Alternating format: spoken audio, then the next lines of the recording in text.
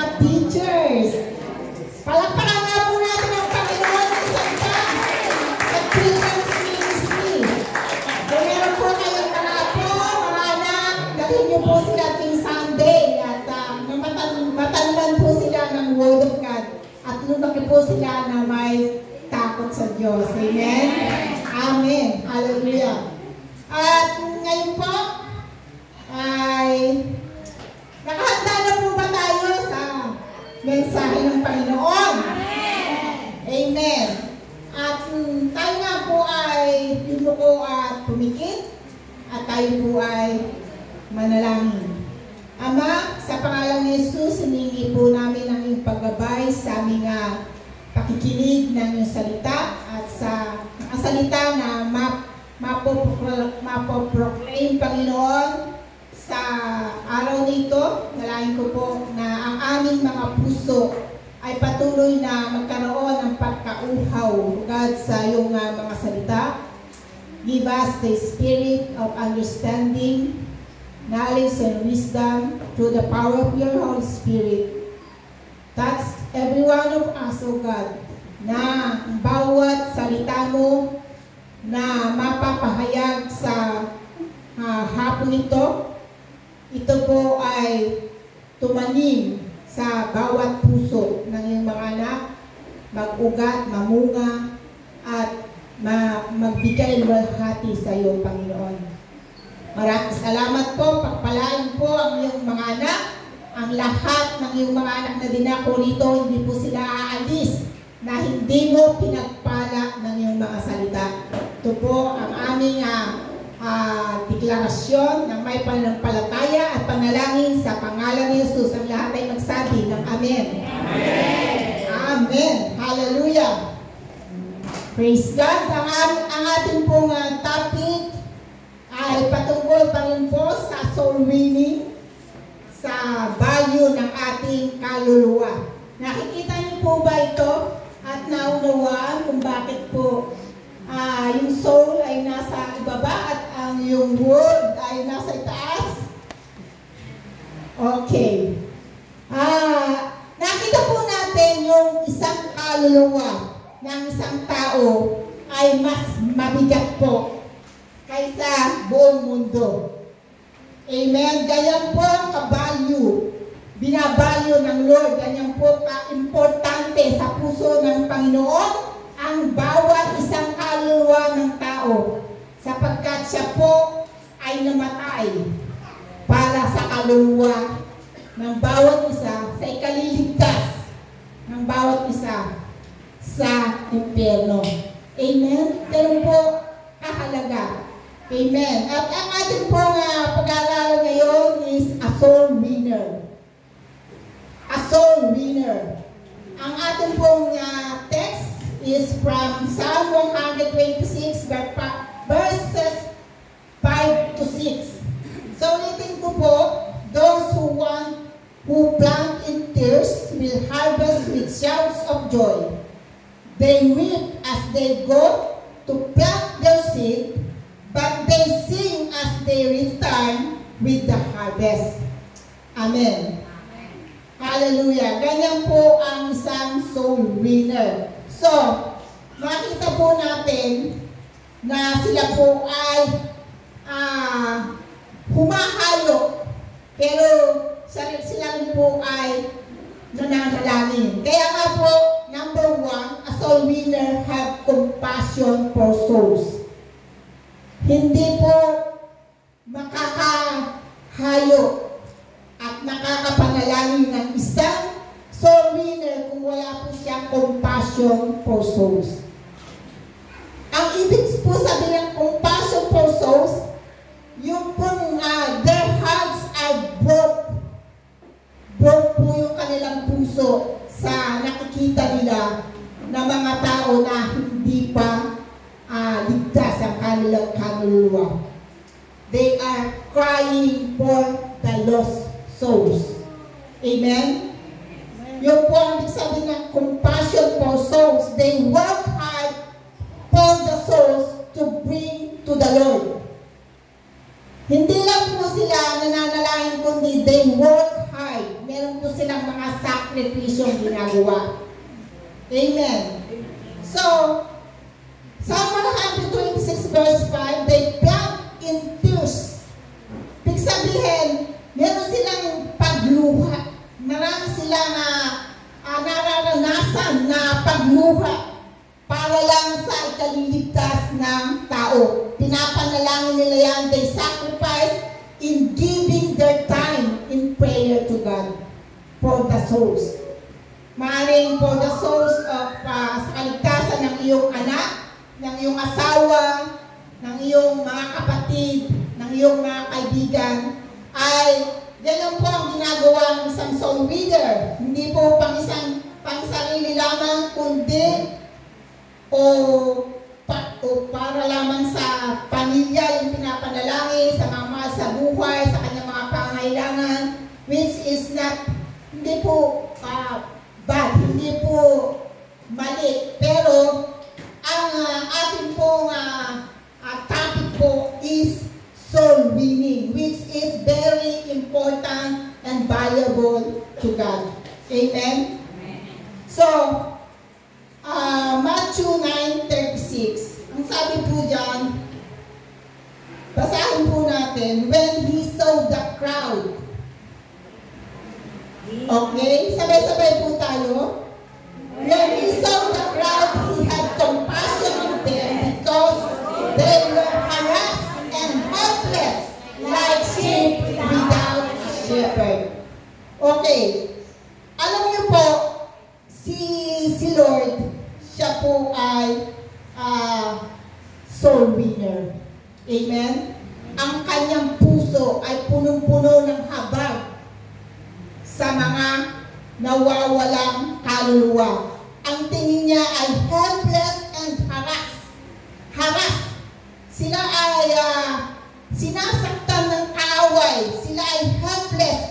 Parang silang walang pag-asa sa buhay. They are like a sheep without shepherd. Amen? Wala kasing pastor. Walang nangangalaga sa kanila. Walang nagsishare ng salita ng Diyos. Dahil sa pagmamahal niya sa mga tao, ang kanyang puso ay tigib ng lungkot. Dahil nakikita niya in the spirit. Dahil alam niya kasi ang patutuuhan ng mga tao na hindi nananampalataya sa Diyos. Yung mga tao na hindi nila nakilala ang Panginoon sa kanilang buhay. Amen? At yan ang dahilan kung bakit dapat tayong magkaroon ng compassion for soul. Ang sabi po sa Matthew 9:37, kung itutuloy po natin dyan, then he said to the disciples, ano sabi dyan? The harvest is plentiful, but the workers are few. So, tayo po ay laging nananalangin ng mga workers, ng mga mag-harvest. Pero alam niyo po ba na tayo ay sinusugo ng Panginoon? Tayo po ang gagamitin ng Diyos upang maging vessel niya to save souls. Amen?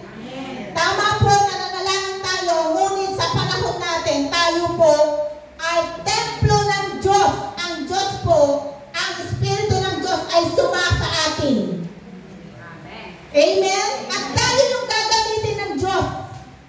Hindi po bababang muli ang Panginoong Hesus upang isave ang mga taong nawawala, kundi tayo po ang gagamitin ng Panginoon. Sa Matthew 18 verse 11, sabi dyan, naparito si Jesus upang hanapin at iligtas ang mga nawawala. Ano ibig sabihin ng mga nawawala? Ibig sabihin, yung hindi pa nakakakilala sa Panginoon. Amen? Hindi pa sila naliliwanagan ng salita ng Diyos. Sapagkat ang isang shepherd iniiwan niya yung 99 na kanyang tupa at yung isa na nawawala ay hinahanap niya. Amen? Ganun po ang nais ng Panginoon na bigyan natin ng importansya ang bawat isang kaluluwa. Kahit di pong isang kaluluwa lang ang ating maidala sa Panginoon, ang lahat po ng mga anghel ay nagsisipag-rejoice. Amen? Hallelujah! 2 Corinthians 5:18, we persuade others to bring to Christ. Alam niyo po, tayo, pinipilit natin talaga ang mga tao sapagkat yan ay biblical. Ginawa po ni Pablo yan. Na ang mga tao ay parang ang tingin sa atin ay nakukulit kaya invite natin sa kanila. Amen? Pero, si Pablo po, yan po ang ginawa niya. Hindi po siya nagsawa. We persuade them para po makarinig sila ng salita ng Diyos. At alam niyo po ba na hindi lang nangungulit si Pablo, kundi ang sabi diyan, Acts 20 verse 31. He cried day and night to God that they might not turn back again into the world. Si Pablo po, iniiyak niya araw at gabi ang kanyang mga tinuturuan upang huwag nang magbalik sa mundo. Sapagkat meron pong posibilidad na bumalik muli ang mga nakakapakinig ng salita ng Diyos. Amen? Sapagkat hindi lang po tayo yung nagtatanim ng word sa kanilang puso, kundi si Satan man ay nagtatanim din. Subalit ang kanyang itinatanim ay mga bad seed. Amen? Subalit ang ating tinatanim ay good seed. Walang iba kundi ang salita ng Diyos. Kaya nga po, ang mga Kristiyano, kapag tayo ay talagang sumusunod sa Panginoon, yung pong ating compassion for souls ay ano po yan, inilalagay po ng Panginoon. Basta po tayo po ay nakakapakinig sa kanyang mga salita. Amen? Amen. Hindi po tayo nananalangin ng puro lang material at pisikal. Amen? Yung nananalangin tayo para lang tayo ay kumita, magkapera, hindi po masama, pero ang nais po ng Panginoon mas mahalaga. Ito po ang nais ng Panginoon na mas pahalagahan natin ang kaluluwa ng isang tao. Amen? Dapat po natin ma-realize kung gaano siya nag-sacrifice sa bawat kaluluwa ng buong mundo. Amen? Siya po ay namatay para sa kaliligtas ng bawat kaluluwa ng tao. Amen? Alam niyo po ba na ang isang soul winner ay matiisin? Matiisin siya dahil ang iniisip niya ay ang kaligtasan. Ang isang po nanay na naglilihi sa kanyang sanggol, sa kanyang tiyan, ay siya po ay naghihintay ng 9 months bago mapanganak. Di po ba? At sa 9 months na yun, ay inaalagaan niya, maingat siya, at ipinapanalangin niya na ang kanyang sanggol ay maging healthy. Di ba? At pag dumating na po yung kanyang panganganak, ay nakakaranas siya po ng mas matinding sakit. Amen? Alam niyo po ba na ang mga soul winner, pagka yung mga pinagpe-pray natin na mga mga mahal natin sa buhay. Nakakaranas po tayo ng mga persecution. Nakakaranas po tayo ng mga pagtitiis. Mga salita na hindi natin nagugustuhan. Pero tinitiis natin, na-enjoy natin yun. Bakit? Dahil sa kanilang kaluluwa na dapat mapanganak sa kaharian ng Diyos. Amen? Ngayon din po yung ating ipinagbubuntis na sanggol sa ating sinapupunan ay napakasakit po kung meron po mga nanay dyan na naranasan nila na mga anak. Di po ba napakasakit? Di ba? Pero tinitiis natin yon. Kasi mahal natin yung sanggol na yon, anak natin siya. Amen? At hindi lang dahil sa anak ito ay nagbibigay sa atin ng kagalakan.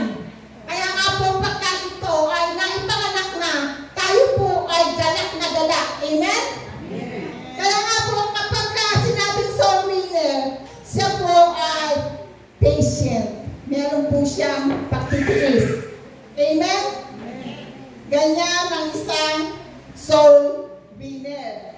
Kaya hindi po tayo dapat sumuko sa ating pananalangin, sa ating pag-iyak sa Panginoon, sapagkat meron po kapalit na kagalakan. Sabi dyan sa Psalm 126 verse 5, those who plant in tears will harvest with shouts of joy. Amen? Kaya nga po kapag nagkaroon ng katuparan yung ating panalangin, tayo po yung unang-unang nakakaranas ng kagalakan na halos tayo ay sumigaw dahil sa ating kagalakan. Alam niyo po ba yung kagalakan na yun, kung hindi niyo pa nararanasan, mag-soul winning ka. Amen? Sa bawat kaluluwa na maidadala mo sa Panginoon ay mararamdaman mo yung kagalakan ng puso ng Panginoon. Amen? Di po, hindi po maipaliwanag kagalakan yun. Amen? Hallelujah! So, ang bawat kagalakan natin, kagalakan din yan ng Panginoon. Nagre-rejoice tayo kasama ang Panginoon. Amen. So, a soul winner number 2 is a sower. Sabihin nyo nga po, a soul winner is a sower. They go to plant a seed. Humahayo sila, nagsishare sila upang magtanim ng binhi. Ano po ba yung binhi na yun? Yung po yung Word of God. Amen? Yung ating pananampalataya sa Panginoon, yung po yung ating ibinabahagi, yun yung ating itinatanim. Yung ginawa ni Kristo sa krus ng Kalbaryo na nagbigay sa atin ng kaliwanagan, ng kaligtasan, ng kalayaan, yung po yung ibinabahagi natin sa mga tao. Amen? Kaya kung kayo po ay nakaranas ng pag-ibig ng Diyos, hindi mo sasabihin na, ay, hindi ko kayang mag-share. Mga kapatid, yung pag-ibig ng Diyos na nararanasan mo, yan ang nais ng Panginoon na ibahagi natin yung kanyang ginawa sa krus. Amen? Hallelujah!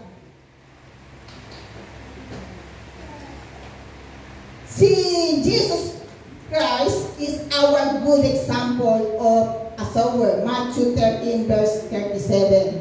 Sinasabi po dyan na si Jesus Christ yung naghasik ng mga binhi sa bukid. Sabi dyan. At alam niyo po ba, sa 1 Peter 1:23, ang sabi dyan, for you have been born again, not of perishable seed, but of imperishable, through the living and enduring Word of God. Ang nagbo-born again po, salita ng Diyos.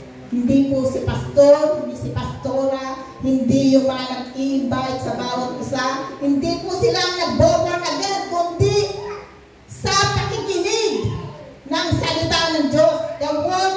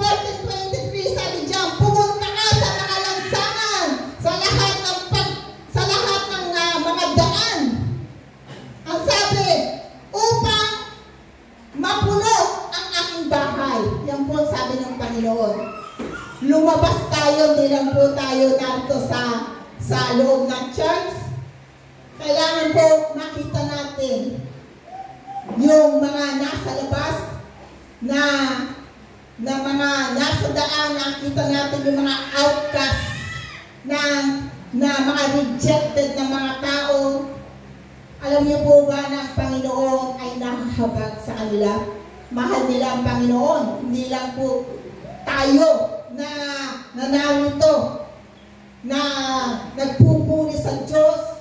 Hindi lang pa kundi yung mga outcast, ang sabi niya, sa daan, sa lansangan. Imbitahin niyo sila upang mapuno ang aking bahay. Mga kapatid, mahal ng Panginoon ang lahat ng tao at ayaw niya na mapahamak ang isa man. Even doon sa maliliit na ito, sabi ng Panginoon. Hebrews 4:12, the Word of God is alive and powerful. Napaka-powerful po ng salita ng Diyos na dapat nating ibahagi. Dapat nating itanim sa mga puso ng tao. Ang sabi po sa Romans 10:14 verse 15, ito pa ay napakaganda.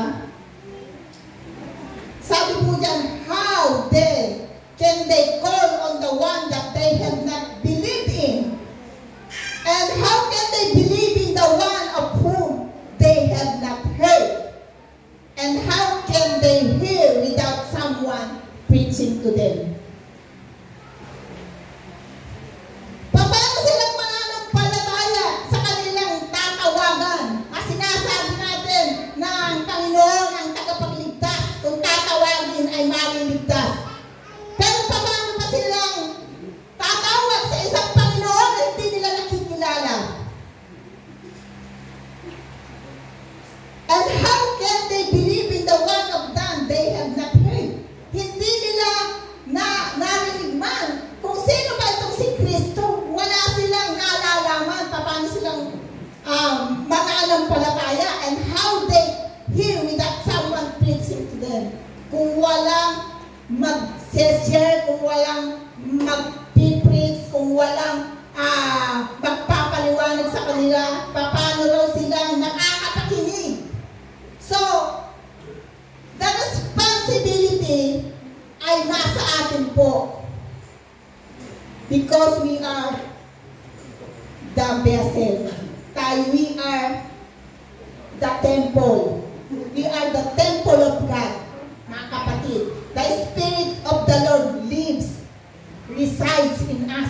Nakatira po sa atin. At we are only the vessel. Tayo po yung gagamitin. Ang iyong bibig, ang magiging bibig ng Diyos. Ang iyong kamay, ang magiging kamay ng Diyos. Ang iyong mga paa, ay magiging paa ng Diyos. Kung ipapagamit mo ang iyong buhay. If you will go and preach the Word of God. Amen? Amen. Hindi po tayo yung parang pinagpe-pray lang natin, pero Lord, hipuin mo ang aking kaibigan ito. Mga kapatid, dininig na po ang iyong prayer. Pero sabi ng Panginoon, go and share your faith to her. Amen? Amen. Amen. Sapagkat kapag isinyer mo ang salita ng Diyos, si Lord yung kumikilos, because the Word of God is powerful. Hindi ikaw, kundi yung salita ng Diyos na mahasik sa kanyang puso.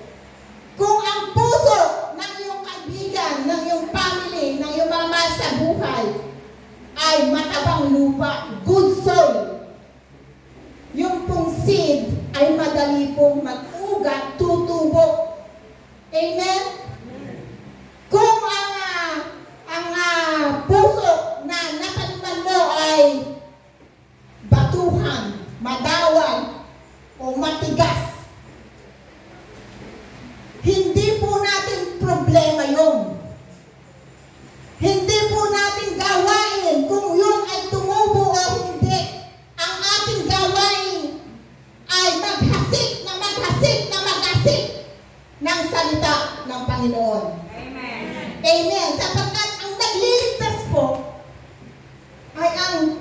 Panginoon. Amen? Ang atin pong dapat gawin ay tayo po ay mag-share ng salita ng Panginoon.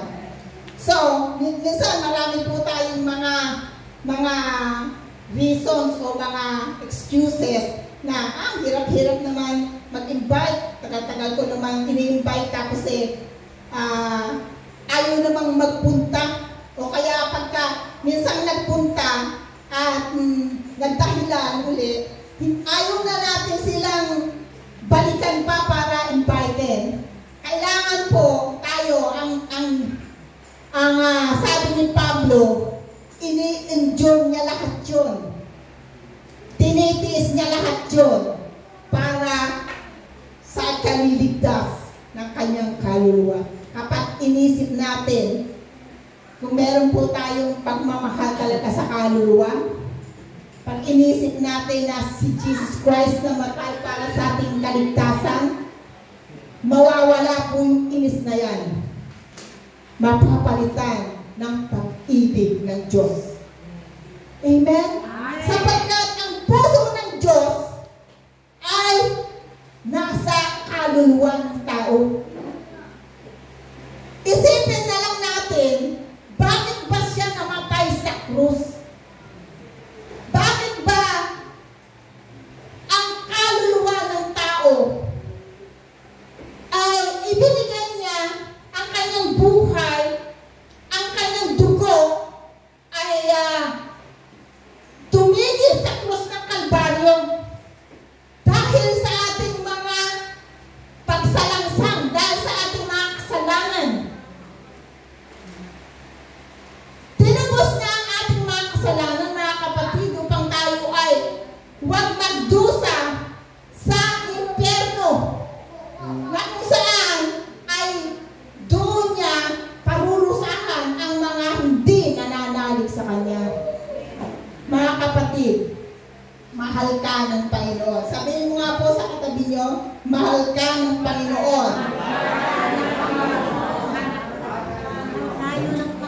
Kaya nga po, huwag po tayong mag-give up sa ating mga ginagawa na pagsishare, pag-invite. Alam niyo po, di natin alam na isang araw, yung ating in-invite, na-born again, tapos magpapastor pala. Amen? Alam niyo po, meron po akong pamangkin na babae. Siya po ay isang nurse. Ay, sabi niya sa akin, Tita Joy, ipag-pray niyo po ako kasi po ngayon ay ako po ay nag-enroll sa Bible School at gusto niyang magpastora.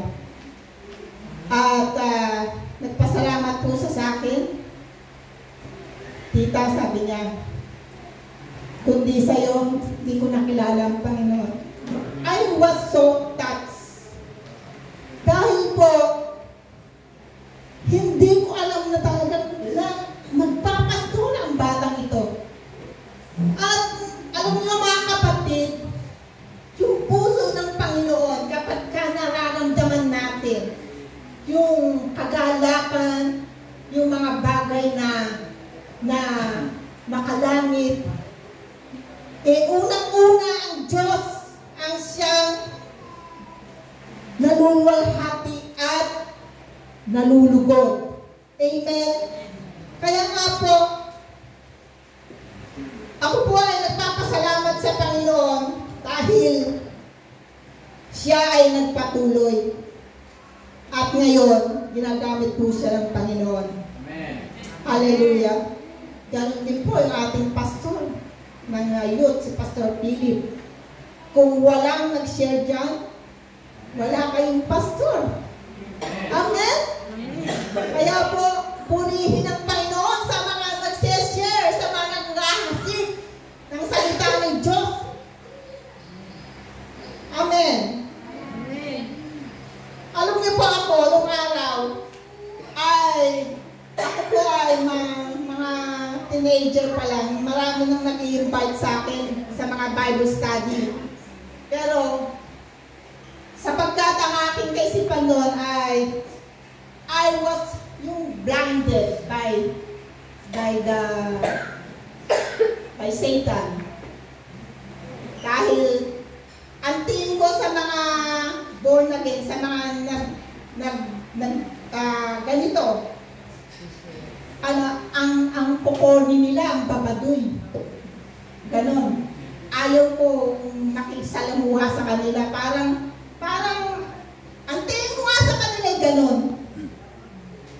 Pero alam niyo po, nung ako po ay nakapagtrabaho na sa Manila, yung pinagtrabahuhan ko po, ang anak ng may-ari ay mga born again. At every once a week po, ay meron isang oras na pag-aaral ng salita ng Diyos. Meron pong Bible study. At doon po ako na born again. Hindi na po ako makakapagdahilan kasi po yung isang oras na yon ay bayad. Inalis lang po doon sa oras namin dapat ipagtrabaho. Siyempre gusto namin yon. At kami po ay tuwing Huwebes po, once a week, kami po ay natataniman ng salita ng Diyos. At doon po ako naliwanagan. Doon po ako na-born again. Doon po ako lumaya sa lahat ng mga pandaraya sa aking kaisipan. Alam niyo po, sabi sa 2 Corinthians 4:3-4, their minds were blinded by Satan. That's why they don't see the light and love of God. Ang mga hindi pa nakakarinig ng salita ng Diyos, sila ay hindi pa naliliwanagan. Hindi sila makakita para silang mga bulag sapagkat sila ay binulag ni Satan. Hindi nila makakita ang kaliwanagan. Hindi nila makakita ang dakilang pag-ibig ni Kristo sa kanilang buhay. Kaya, alam niyo po, kaya ang tao mahirap siya. Kasi bulag ang kaisipan ng tao. They were blinded by Satan. Amen? Kaya po, mapalad po kayo mga kapatid, kayong lahat ng mga narito, kayo po ay nakarinig ng salita ng Diyos at nakaranas ng kaligtasan ng Panginoon. Amen. At wag po natin sarilinin yan. Ang utos po ng Panginoon, tayo humayo sa lahat ng bansa at ipangaral ang salita ng Diyos. Amen? Hallelujah. Psalm 107 verse 20, sabi diyan, but God sent forth His word to heal us and save us from destruction. Jesus rescued us from the pit. Jesus rescued us from the grave. Jesus rescued us from hell. Alam niyo po ba ibig sabihin ng grave? Hell yan. Amen? Ni-rescue niya tayo para hindi po tayo mapunta sa impyerno. Amen? Amen. Hallelujah. Thank you, Lord. Hallelujah, Jesus. Kaya nga po, tayo po, huwag po tayo matatakot na magbahagi ng ating pananampalataya sa Panginoon sapagkat ang banal na Espiritu ay sumasayo na. Amen. He will give you boldness, katapangan.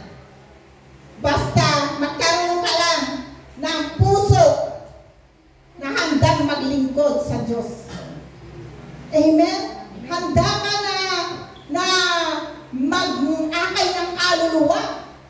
Yung iyong anak, lumalaki. Diba? Talaga natin ang salita ng Diyos. Ang ating mga anak, hanggat bata pa nga, mas madali. Amen? Sapagkat ang sabi ng Bible, hindi nga ihuwalayan yan hanggang kanyang paglaki. Amen? Amen. Hallelujah.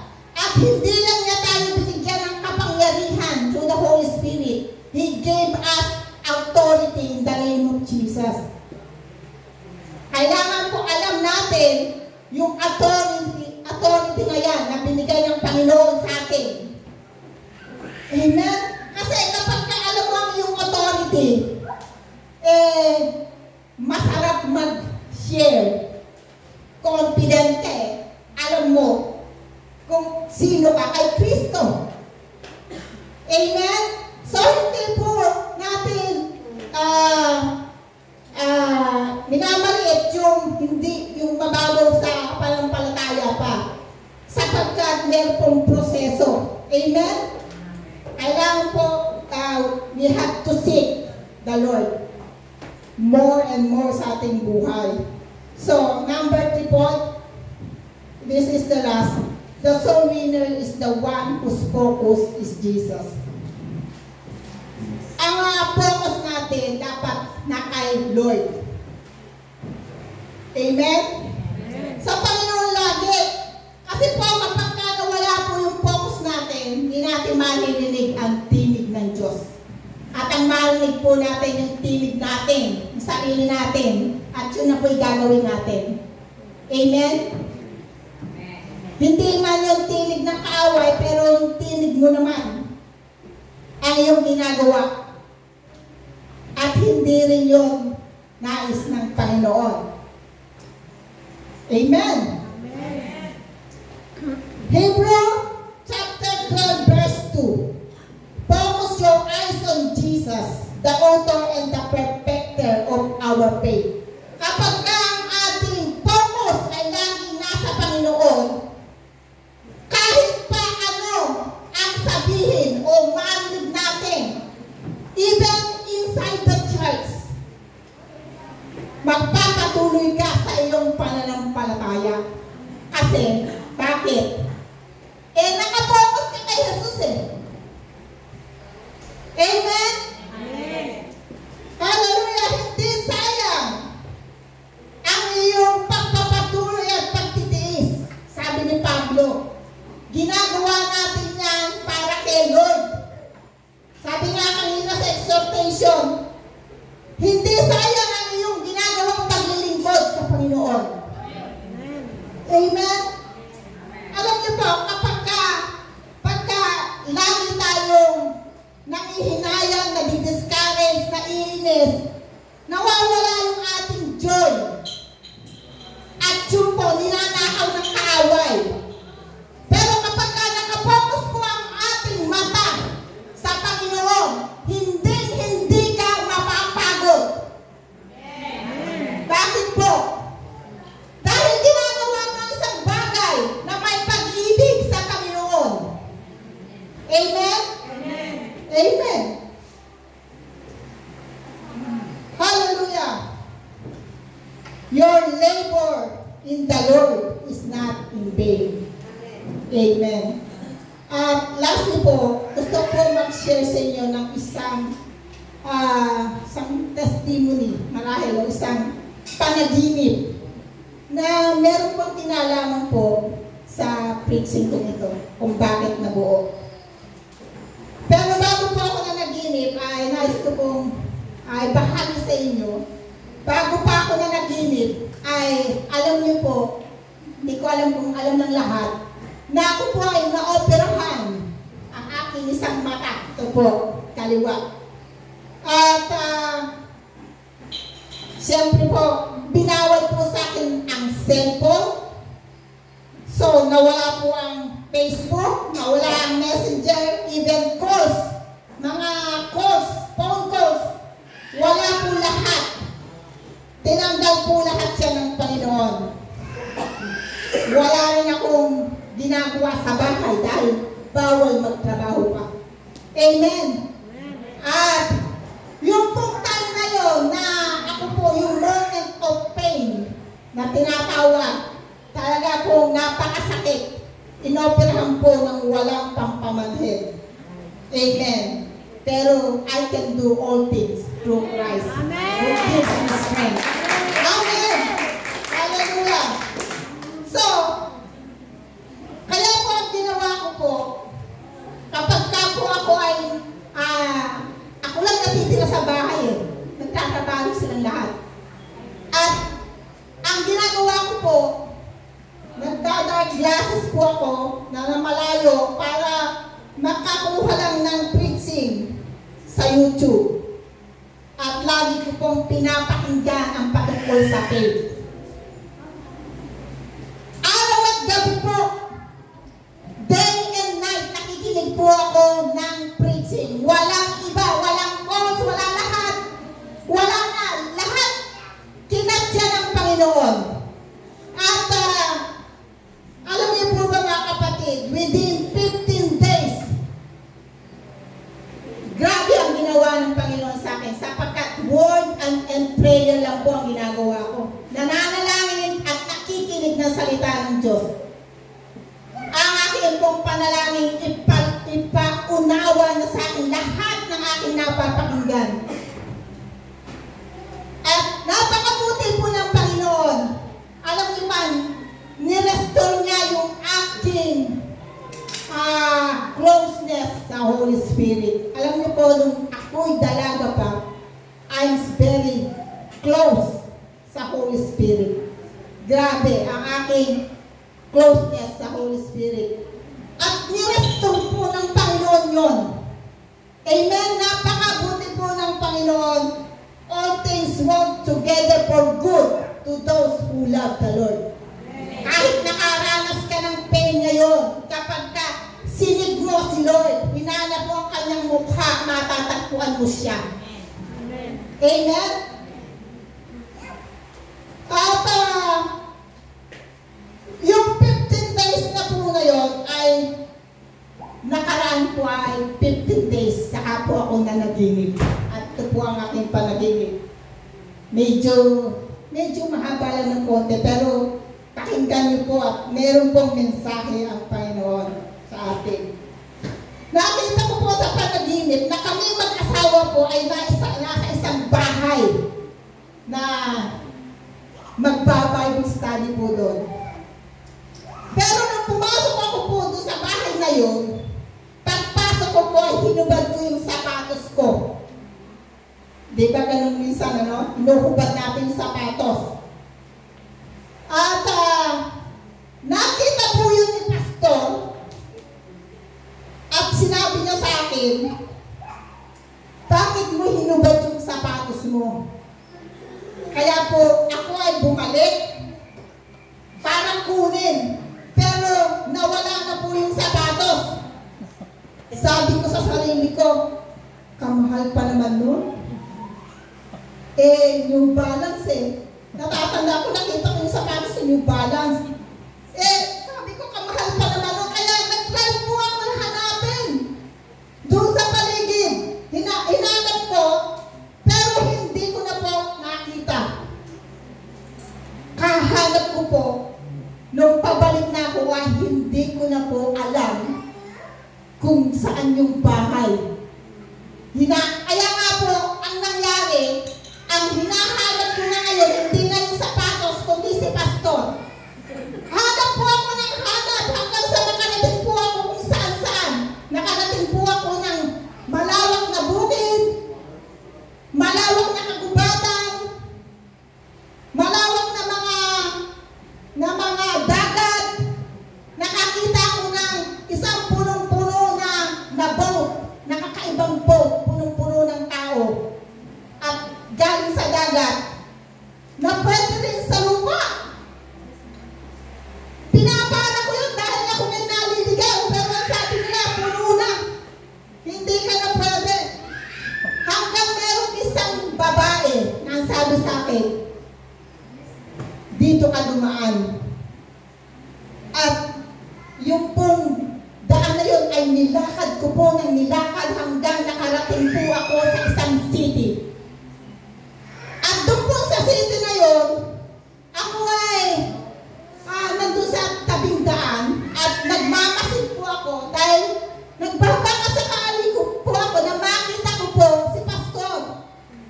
Nakita ko po ang mga tao doon ay parang mga adik. Mga payat na parang mga adik na mga ganyan at ang mga mukha ay parang adik. At nakita ko mga tao, mga naghahabulan. Parang nag-i-snap. Parang mga magnanakaw na naghahabulan. At meron po akong nakita na babaeng prostitute na sa daan po ay hinahanap niya ang mga lalaki at inaakit niya. Pero sa panaginip ko ay hindi ko masyadong pinapansin bakit gano'n yung mga tao doon. Ang hinahanap ko po, si pastor. Kalilina-lina ko po ay nakita ko po si daddy, si pastor. Nung makita ko siya, ay bigla po akong sumigaw sa galat. Napakasaya ko dahil nakita ko siya sa sobrang pananabik ko sa kanya. Daddy! Ako ganon. Tapos lumingon siya. Sabay takbo ko. Ang lakas talaga ng hagulgol ko na inakot ko siya. Kung mahagulgol ako ng malakas. At ang sabi po ni pastor sa akin, ang tagal kitang hinanap. Tapos umiyak siya. Nagising po ako. Yung po yung the end. Pero alam niyo po ba? Paggising ko, nag-rebuke pa nga ako. Sabi ko, Lord, ano ba yun? Bakit ganun pa naginip ko? Pero I felt in my heart na spiritual yun. Sabi ko, itong kaaway na ito, dinadaya ako. Nag-rebuke ako ng spirit of deception. I bind you. I'm out of my life. Hindi ako kasi naniniwala na maliligaw ako eh. Ganon. Tapos, after 2 days po, lagi pong naiisip ko yung panaginip. Sabi ko sa Holy Spirit, Dear Holy Spirit, ipaunawa niyo nga po sa akin ang panaginip na yan. Tapos biglang, wala pang 1 minute. Sabi ng Lord sa akin, ako yun. Si Daddy, si Lord pala yun.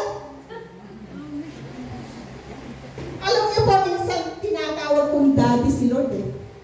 Pag ako'y kinakausap ko siya. Pero hindi ko po naaalala yun. Si Daddy pala, sabi niya sa akin, ako yun.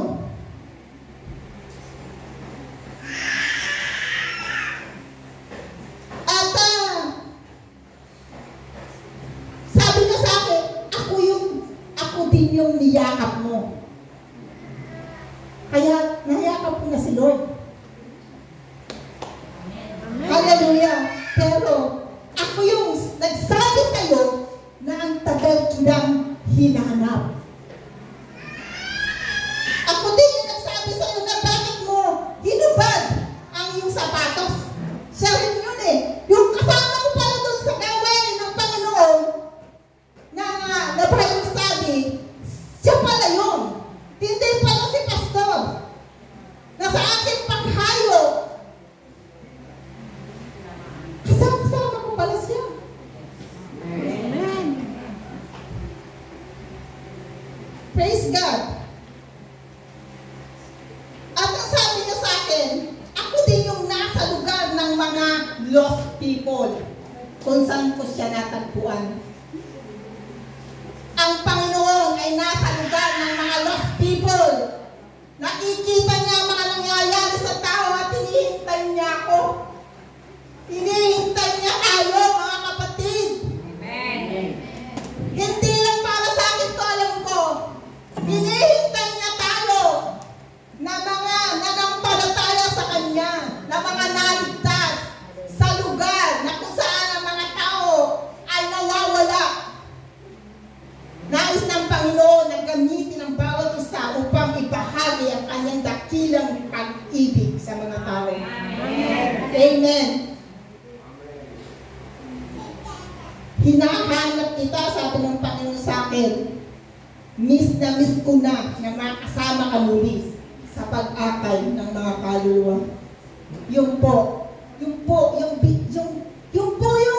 interpretation ng Holy Spirit na sabi ko, Lord, alam niyo po, nung narinig ko po ito, naiyak po ako eh. Pero sabi ko kay Lord, bagong open na po yung mata ko, ayaw na po umiyak. Pero talagang naiyak po ako. Ayaw ko kasing mamagay yung mata ko, tinipigil ko talagang umiyak. Pero kapag ang ang Lord ay kinausap tayo, nangusap sa atin ang Panginoon, talagang yung ating puso iiyak. Amen. Amen? At naunawaan ko po na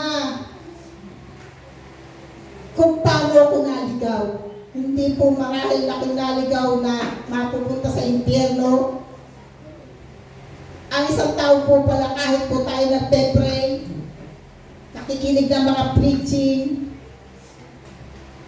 gumagawa ng mga mabubuti na alam natin na hindi naman masama sa paningin ng Diyos. Tayo po pala ay nawawala sa focus na pinagagawa talaga ng Diyos sa atin. Ano po yun? Yung pong mga kaluluwa na dahilan ng pagkamatay ni Kristo sa krus. Mga kapatid, napaka-precious po ng kaluluwa. Ang bawat isa sa atin, ang mga kaluluwa natin, ay napaka-precious sa Panginoon. Pero iniwan niya ang siyang napagsyam na tupa upang hanapin ang isang naligaw. Mga kapatid, lumabas po tayo, hanapin natin ang mga naliligaw at dalhin muli sa kawan ng Ama. Amen. Amen. Amen. Praise the Lord. Napakabuti po ng pag-ibig ng Diyos. Mahal na mahal po niya ang bawat isa sa atin. Colossians 3, to fix your eyes on things above, not on earthly things. Set your minds on things above, not on earthly things. Marami mga tao na ang laman ng kanilang isip lagi ay mga bagay lamang na narito sa lupa, na lumilipas. Ang sabi ng Panginoon, set your mind on things above. Ano ba yung things above? Yung mga eternity things. Yung mga gawang mabubuti. Yung mga pag-akay ng kaluluwa sa paanan ng Diyos. Amen? Amen. Yan po ang mga bagay na hindi lumilipas. Our soul is eternal. At dalawang bagay lang ang kapupuntahan ng kaluluwa ng tao. Sa impyerno kasama ang kaaway sa Satanas o sa langit na kasama natin ang Panginoon magpakailanman. Amen. Amen. Hallelujah. Kaya nga po, ibahagi po natin ang pag-ibig ng Diyos sa mga tao sapagkat alam niyo po ba that we are now in the end times? At malapit nang dumating ang Panginoon. Nangyayari na po ang lahat na halos na mga senyales ng pagdating ng Panginoon. Kaya nga po, ang kaaway ay siya'y very busy sa pagtatanim ng mga binhi niya sa tao. Sa kaluluwa ng tao, sa isip ng tao, sa puso ng tao. Sa buhay nag-o-overtime. Pero ang mga anak ng Diyos, anong ginagawa? Walang overtime. Inaantok, malamig eh, masarap matulog. Alam niyo po mga kapatid, sa huling panahon, ang sabi ng Panginoon, kapag ang salita ng Diyos ay naipangaral sa buong daigdig, sa lahat ng bansa, darating na siya. Amen. Amen? Kaya nga po, alam niyo po mga kapatid, na halos sa buong daigdig, ang salita ng Diyos ay napapangaral. Pero ang malungkot na balita, ang ating bang mga anak, ang ating bang mga kapatid, ang ating bang mga mahal sa buhay ay ligtas na? Kahayaan ba natin na sila